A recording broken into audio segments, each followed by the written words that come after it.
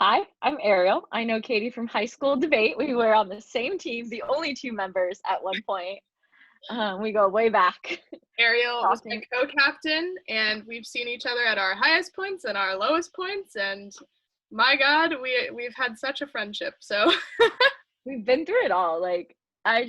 High school debate really bonds you, especially when it was just us two in the back seat of a car as our instructor tried not to kill us.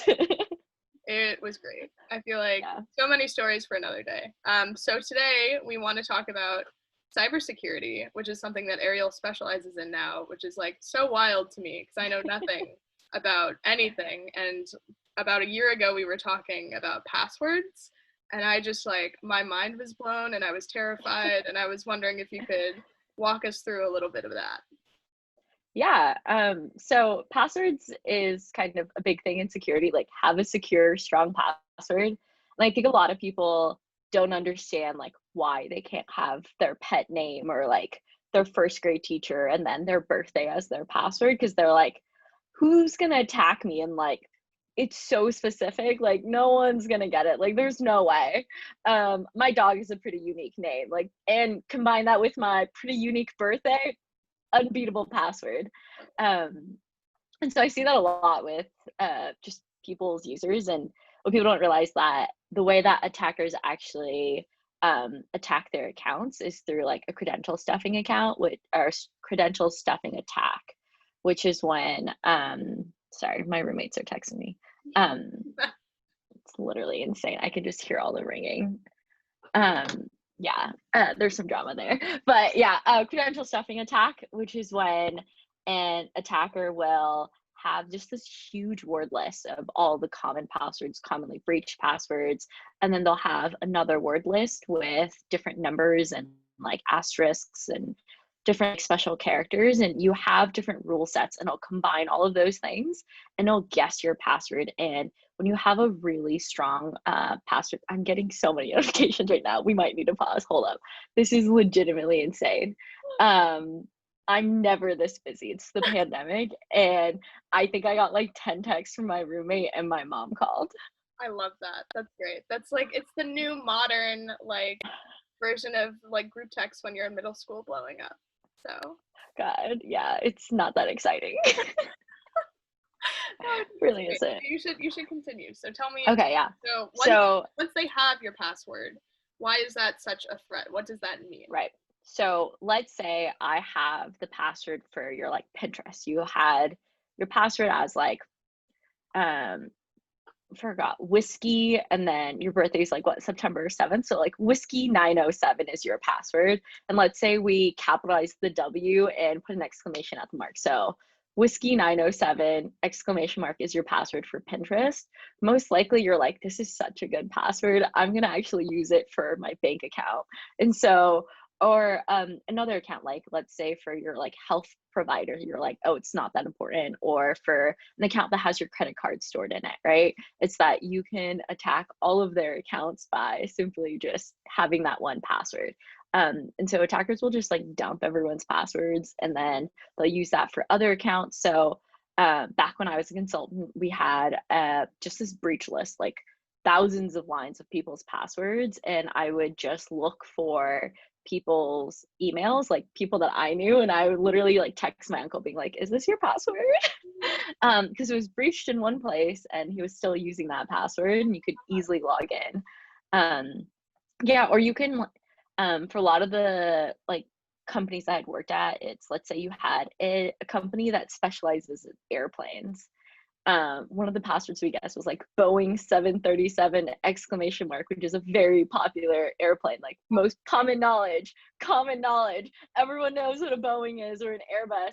And like that was their password for like pretty critical accounts that gave us access to everything. Because people are required to like change their password like every 3 months, or they're required to like have these like different special symbols, and they're not putting too much thought into why um, why those requirements are there. And so they'll go for like the easiest path. And Add an extra exclamation point, obviously. yeah, so even at like, you're probably at your last company when you worked as like the law assistant, paralegal, at the law firm, they probably made you rotate your password every 3 months, which used to be a recommendation way back then, which is rotating your password, right? It's that if I have compromised your account and I have your credentials, if you rotate it 3 months, that means I'll no longer have access as an attacker.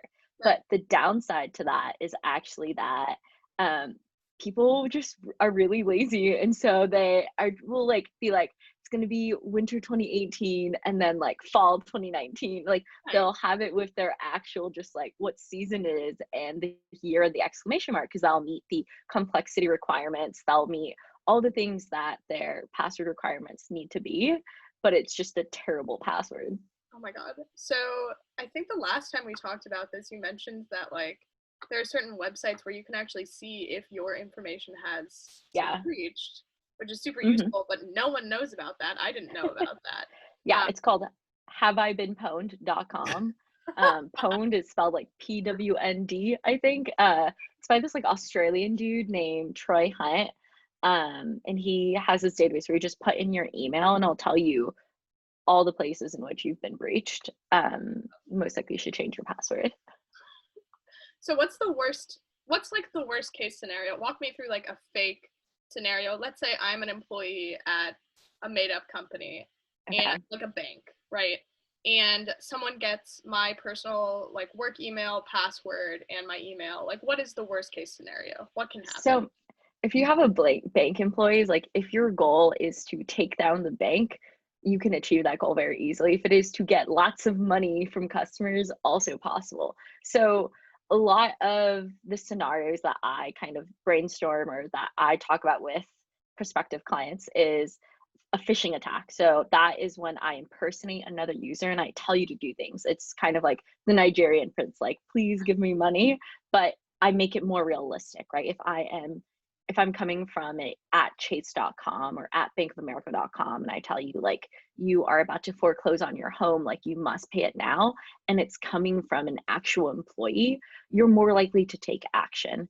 And so there are ways to make that look a lot more credible. And so that's one way. It's a phishing attack that you can send a bunch of emails to everyone. Like Twitter recently did that, right? It's that they compromised a bunch of like they compromised Elon Musk, Obama's, like a bunch of other people's. And they added that like Bitcoin thing that they needed to send money to. Right. So that was a phishing attack, right? Is that they had access to that Twitter admin panel and they were able to send out tweets as people. You could do that with emails or with messages if there's a internal messaging system. But beyond that is that there is privilege escalation. So as a employee of a company, I have an account, and that account sometimes, let's say I'm an IT administrator, or I have access to a bunch of other computers as well. And so basically my goal is to just take over the entire network. And it's very possible to do that.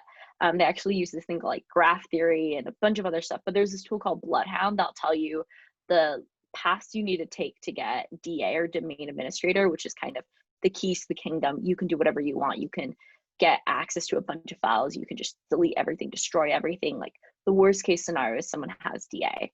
And I'll tell you the easiest way you can get that. And so let's say that you had an IT administrator, they're following best practices. So all the sensitive things they're using on a service account, but they have the same password as the service account and their actual account. Then I would just move over to that service account and use that service account to do whatever I wanted. Oh my God. That's honestly so terrifying. And I'm happy this isn't my job because I think I'd be so paranoid if I were you and thinking about this on a daily basis. Because you're probably fine, but like the world. I get So, scared. Yeah, no, I recently I was dealing with apartment drama, but I have to sign a new lease, and the leasing agent sent me over an application to this website, and I looked at it for 5 seconds. I did not touch it in that, like, I did not send any malformed requests. Like, I was not attacking it or hacking it. I just looked at it and it looked vulnerable. So there is, whenever you send a request to a web page, there are cookies, right? And so that is kind of your state. And they had put that cookie in the URL. And so if someone were to access that, there are many ways in which your URL could be logged if you're using a proxy. It's not safe to put that cookie that identifies who you are in the URL. And so just by saying that, I was like, this site looks vulnerable. I don't want to do this. So I called her and was like, hey, do you have an offline option. I don't feel Right. very comfortable. Time's up. Well, I guess on that note, quick resolution. Did you get to sign it separately? No, she yelled at me and told me that I was going to get hacked and that I have no other option, that I'm going to lose the apartment. So I'm pretty sure I'm going to get hacked. My social security number is just out there. Damn. Yeah, Okay. Well, we'll have to she's catch up awful. later to make sure, so that I know you're not, homeless or murdered or hacked or something. But thank you for having this conversation, and I have learned so much just listening to this, and it's always great to talk to you. Yeah, miss you. See you soon.